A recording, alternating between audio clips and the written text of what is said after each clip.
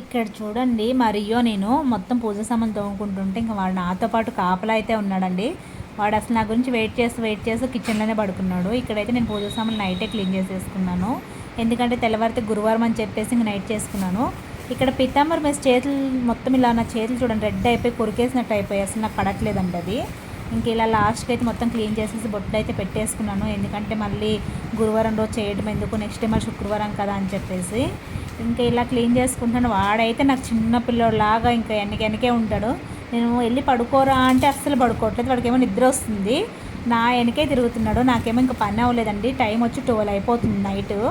ఇంకా నాకు పని ఉంటే నిద్ర పట్టదు. ఇంకా సరేలే నేనే చేసుకోవాలి కాబట్టి తొందరగా చేసుకుందామంటే నైట్ 12 అయింది. వీడేమో చూడండి అసలు చిన్నపిల్లలాగా ఎలా నా దుక్కు మా మమ్మీ ఎప్పుడు వస్తుందా అని ఎదురు చూస్తున్నాడు. నేను ఎటు వెళ్తే అటే చూస్తున్నాడండి. ఓకే అండి, మా ఛానల్ చూసారు లైక్ చేయండి, షేర్ చేయండి, సబ్స్క్రైబ్ చేసుకోండి.